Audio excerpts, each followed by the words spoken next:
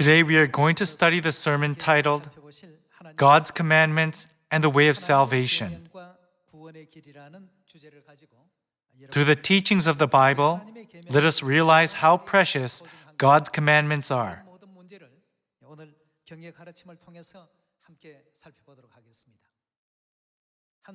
In order to research the mentality that leads people to commit crime, a psychologist left his luxury car with the trunk unlocked in a wealthy neighborhood for a few days.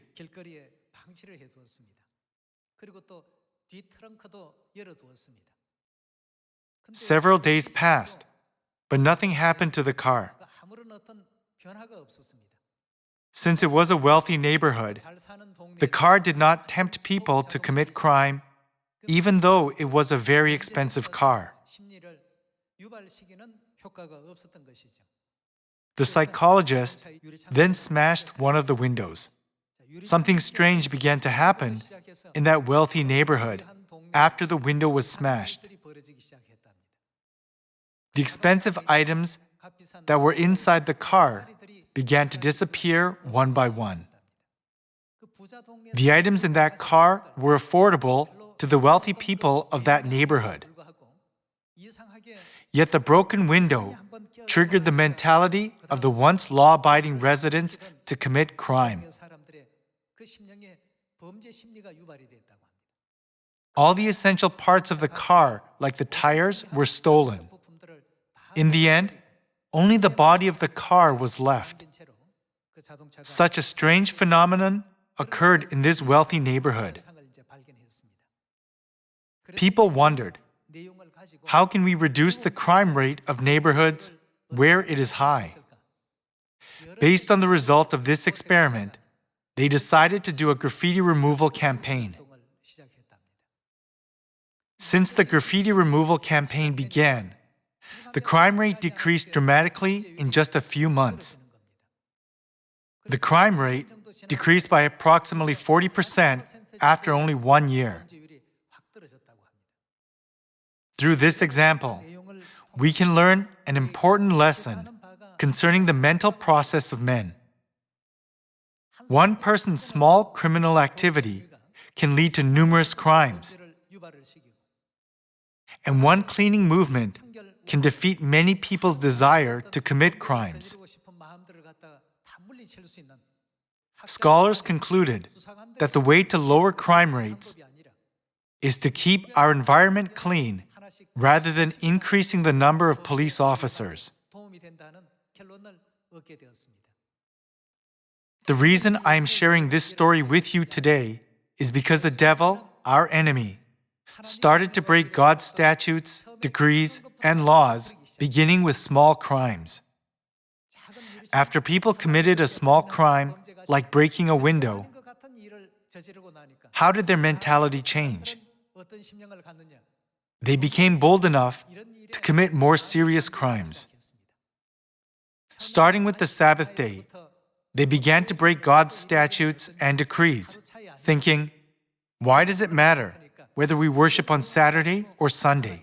It is just a difference of 1 day. In the same way, they broke the feasts of God, including the Passover of the New Covenant. In the end, people even denied God, the creator of the New Covenant, who instituted the statutes, decrees, and the laws for the salvation of mankind. That is why God came to the earth a second time. Father Ahnsahnghong and Heavenly Mother came to the earth and restored all the teachings of the Bible, such as the Sabbath day, the Passover, and all the feasts of the New Covenant, one by one. Even today, they are guiding us to salvation. They taught us how important God's commandments are and how precious the Sabbath day is. They restored God's statutes, decrees, and laws one by one, teaching us all their meanings. Even though the luxury car was left unattended in the wealthy neighborhood for several days, people were not interested in it. However, once a window was broken, they began to show interest in that car. What were they interested in? They were interested in crime. This was where the desire to commit crime arose. As soon as one of God's laws was destroyed, what began to happen to all of the other laws of God? People began to regard God's statutes, decrees, and laws as trivial. Why does it matter whether we keep the Sabbath day or Sunday? Or whether we keep the Passover or Christmas? Having faith in God is all that matters. As they started thinking in this way, what did they end up doing to God who gave us the new covenant, including the Passover and the Sabbath day? How did they treat God? They disregarded the existence of God. This was Satan's plan. However, what did God do concerning all the truth that Satan had destroyed? God restored the truths one by one. God restored the Sabbath day and the Passover that had been ruined. God restored the new covenant and the feasts that had been ruined. In order to reduce crime rates in New York, more manpower from law enforcement is needed. However, that was only effective in catching criminals. When a different measure, like the removal of graffiti, was taken, the surrounding environment improved, and people's desire to commit crime decreased. Since we were cast down to the earth because of sins we committed in heaven, God taught us to regard His statutes, decrees, laws, and the truth of the new covenant as absolute, so that we will never sin again. In the end, something that looked trivial can destroy our souls. We should not regard any teaching as trivial. So today, let us learn through the Bible that keeping God's commandments is a way to save our souls. Hasn't the weather been extremely hot? Whenever it is hot, I think that God is giving us a practical lesson through nature.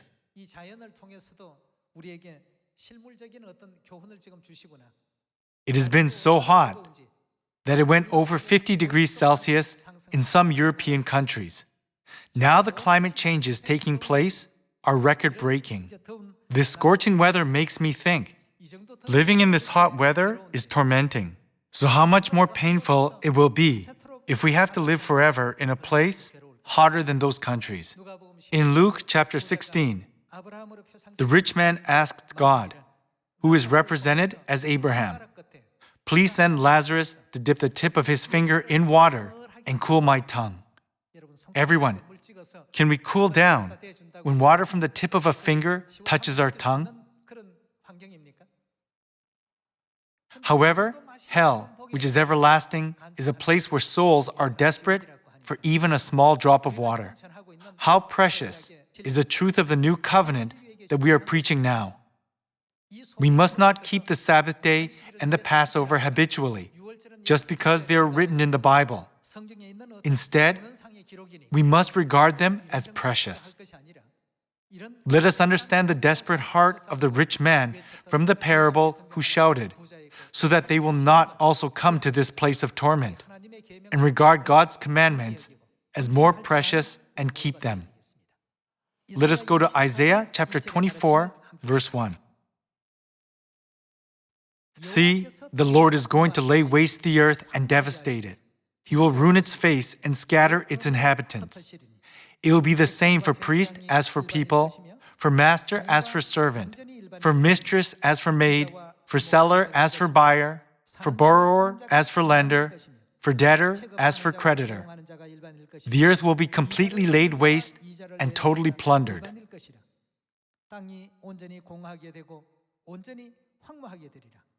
This earth will be completely laid waste and totally plundered. The Lord has spoken this word. The earth dries up and withers. The world languishes and withers. The exalted of the earth languish. The earth is defiled by its people. They have disobeyed the laws, violated the statutes, and broken the everlasting covenant. Verse 6. Therefore a curse consumes the earth. Its people must bear their guilt. Therefore earth's inhabitants are burned up, and very few are left. What was the reason that all these things were happening? It was because people disobeyed the laws, violated the statutes, and did not keep the everlasting covenant. Living on the earth, we find it difficult to adapt to many hardships, just like the ever-changing environment.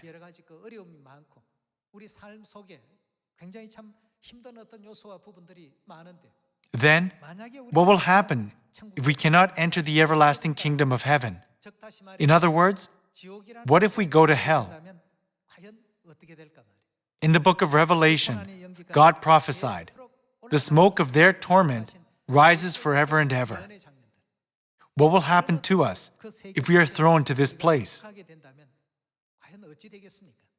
Mercifully, Heavenly Father and Heavenly Mother came to the earth to save us from the clutches of hell by preaching the new covenant and teaching us the truth. They have been leading all mankind to the way of salvation. Let us move on to Matthew chapter 7. In Matthew chapter 7, verse 21, it is written, "Not everyone who says to me, 'Lord, Lord,' will enter the kingdom of heaven, but only he who does the will of my Father who is in heaven." Where will they enter? What will happen if we cannot enter heaven? God said, just as man is destined to die once, and after that to face judgment. When we stand before the judgment seat, God will either send us to heaven or to hell.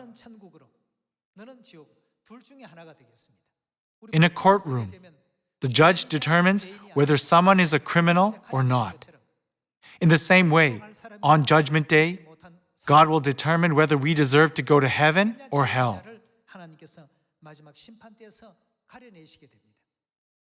On that day, who will be qualified to enter heaven? When Jesus came to the earth 2,000 years ago, He taught all mankind that those who do Father's will, that is, God's will, can enter heaven. Then how did Jesus separate those who would go to heaven from those who would go to hell? Let us see His teaching regarding this in verse 22. Many will say to me on that day, "Lord, Lord, did we not prophesy in your name, and in your name drive out demons and perform many miracles?" Then I will tell them plainly, "I never knew you. Away from me, you who are" what? Evildoers.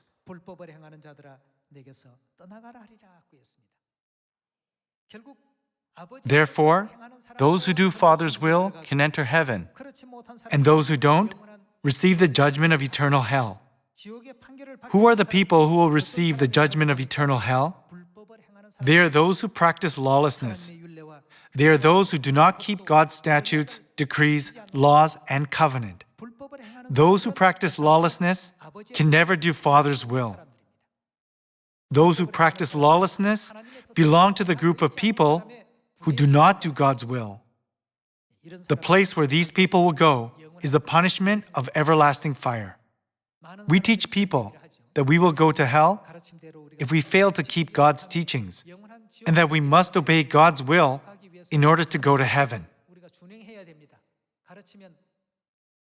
However, there are people who say, if everybody is going to hell, why not join them?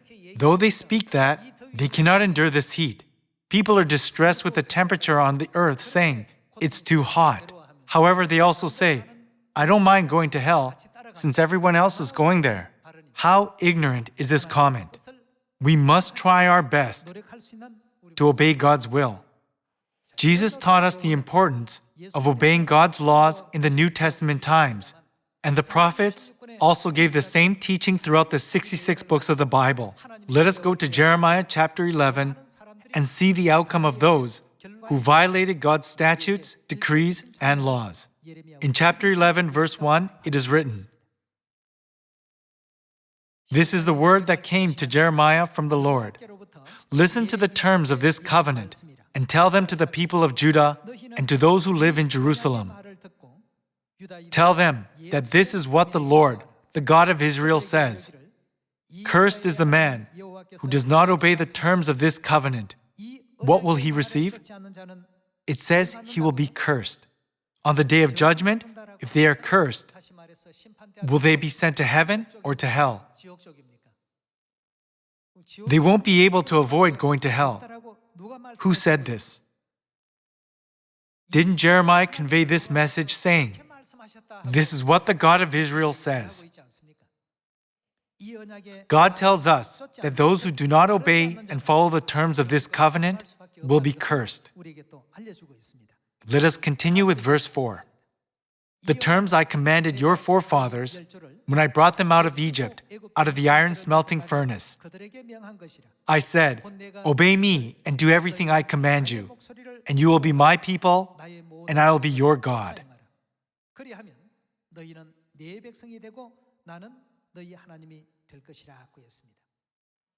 God has promised us that if we obey God and keep His word, He will be our God and we will be His people. And those who disobey His word will be cursed.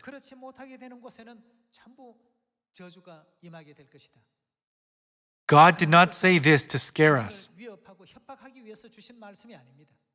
Since this will surely happen, God informed us of the truth through a prophet. In Jeremiah chapter 16, verse 10, it reads, "When you tell these people all this, and they ask you, 'Why has the Lord decreed such a great disaster against us? What wrong have we done? What sin have we committed against the Lord our God?' Verse 11, "Then say to them, 'It is because your fathers forsook me, declares the Lord, and followed other gods and served and worshipped them.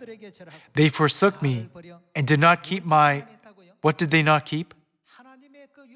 Even by this one fact that you are not keeping God's law, I can already see that you are worshiping another God and have betrayed me. The Bible says that God knows all this. You did not keep my law. This is why this great disaster is coming upon you. This is what God explained. Let us see how important God's statutes, decrees, and laws are by looking at His warning given through the prophet Jeremiah. Jeremiah chapter 44, verse 22. When the Lord could no longer endure your wicked actions and the detestable things you did, your land became an object of cursing and a desolate waste without inhabitants, as it is today. Because you have burned incense and have sinned against the Lord and have not obeyed Him, or what? Followed His what and what? Law, or His decrees, or His stipulations. This disaster has come upon you, as you now see. Because you have not followed God's law, or His decrees, or His stipulations, this disaster has come upon you. This is what God taught us. Then, if we long for the kingdom of heaven and want to receive salvation, shouldn't we keep God's statutes, decrees, and laws no matter what our circumstances are? We must keep them faithfully. God could put us in a favorable environment to easily keep God's law.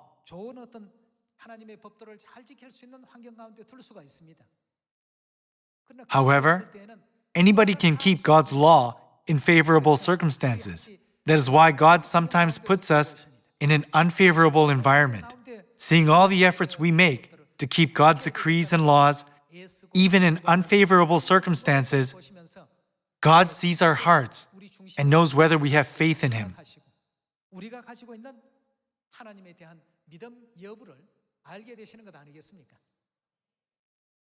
Once upon a time, there was a young man in a rich family. His father wondered, "Can I really let my son inherit my estate?" Will he be able to expand our estate? With concern, he tested his son, saying to him, "Go out into the streets today, earn money by yourself, and bring it to me." Until this time, the son had only been squandering his parents' wealth. He had never labored for money before.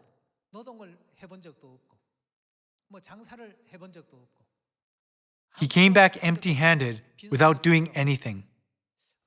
His mom felt pity for him. So, she gave her son 3 coins without telling his father. She gave him 3 coins saying, "Here, tell your dad that you earned these coins to help appease his concerns." Since his mom was giving them to him, he just received them and gave them to his father, saying, "Father, I've earned these coins today." When the father saw that, he got furious and threw them into the fire of the wood-burning stove. However, the son just stood there, watching them burn. So the father said to him, "You can't deceive me. Go, earn money by yourself, and bring it to me. You didn't earn this money." The same thing happened several times. His mom helped him every time this happened. Every time, the father knew that it wasn't his money. "You didn't earn this money." One day, the son realized that he would have to earn the money himself by working hard, just as his father had wished. So, although he was the son of a rich family, he worked by the sweat of his brow, chopping wood and tending the farm. By doing so, he earned 1 coin. He said, "Look, this time I really worked hard to earn this money." But then his father said, "Hey, are you trying to deceive me again?" And he threw it in the fire. By this, the son was so shocked, he reached into the fire to take the money out. Then he said, "How could you throw my money into the fire after I had to work so hard to earn it?" Saying this, he tried to find the money.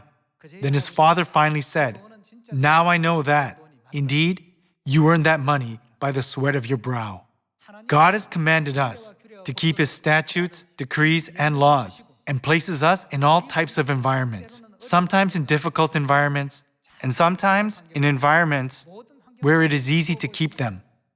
If God puts everybody in a favorable environment, God cannot see who regards God's statutes, decrees, and laws as valuable. However, when we are put in a difficult environment, God can see who tries to keep them by overcoming the environment.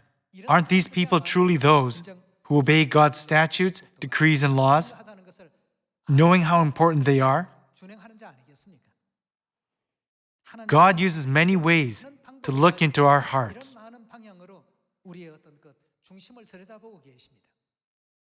Everyone. Sometimes God puts obstacles in our path to teach us that God's commandments are the true way of salvation that leads us to heaven. Some say, "It's strange. Things always keep coming up every Sabbath day. There are always things that try to prevent us from going to church on the Sabbath day." These are situations that make us weigh the Sabbath day against worldly matters. Through all these, God weighs our faith to see whether we regard God's statutes, decrees, and laws as more important than anything else.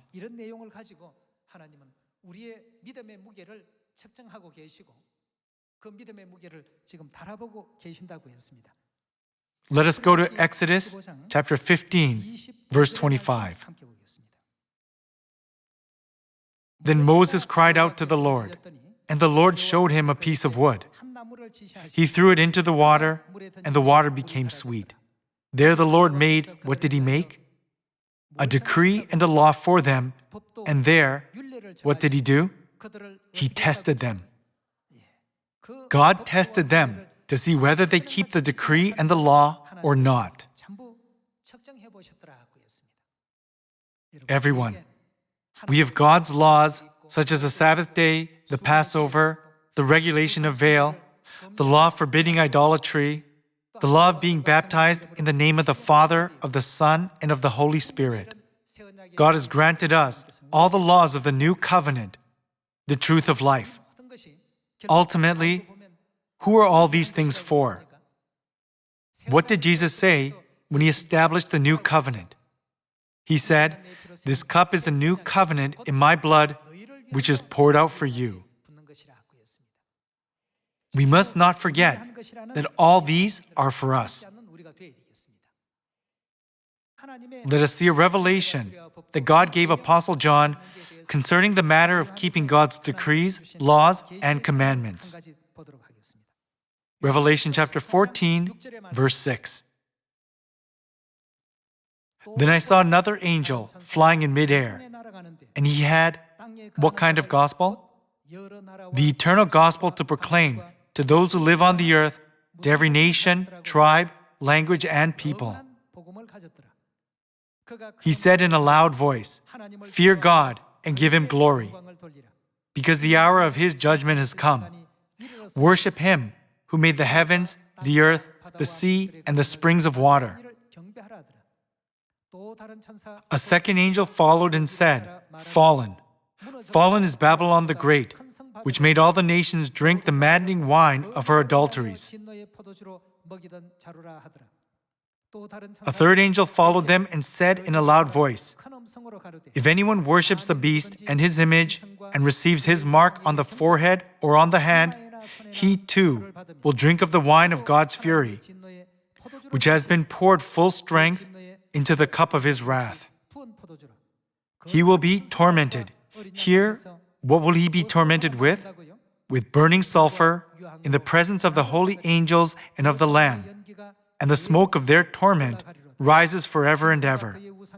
There is no rest day or night for those who worship the beast and his image, or for anyone who receives the mark of his name. We've already studied several times about this beast through Revelation chapters 13, 17, and 18. Here, what will anyone who worships the beast and his image receive? On the forehead or on the hand? They will receive his mark on the forehead or on the hand and be tormented with burning sulfur. And the smoke of their torment rises forever and ever. They will receive the mark on the forehead or on the hand. Everyone, doesn't this sound familiar? Where else have you seen this scene? When do we receive a sign on the forehead or on the hand? When we keep God's commandments. The Passover, which is one of God's commandments, will be on our forehead. There is a law of God which will be for us like a reminder on our forehead. And a what on our hand? A sign on our hand. In other words, if we keep God's law, we can receive a sign on our forehead and on our hand. But what if we keep Satan's commandments, not God's commandments? What will we also receive on our forehead or on our hand? In this case, too, we will receive a mark. A sign or a mark is to be given on our forehead or on our hand, whether we keep God's commandments or Satan's commandments. Everyone will receive one of them. People who keep God's commandments will receive God's sign. However, people who keep the commandments of the beast will receive the mark of the beast. They will be distressed and tormented with burning sulfur, where the smoke of their torment rises forever and ever. God showed this revelation to us through Apostle John. As we can see, God's commandments, which we are keeping today, are the way that God has provided for our salvation. On the way of salvation, I pray that no one and no soul will fall behind or lose any of the truths of the new covenant, such as the Sabbath day, the Passover, and the 7 feasts of 3 times. Let us have faith like that of David, who said, "I will regard God's commandments as more precious than pure gold and follow the path God has designated for us." Thank you very much.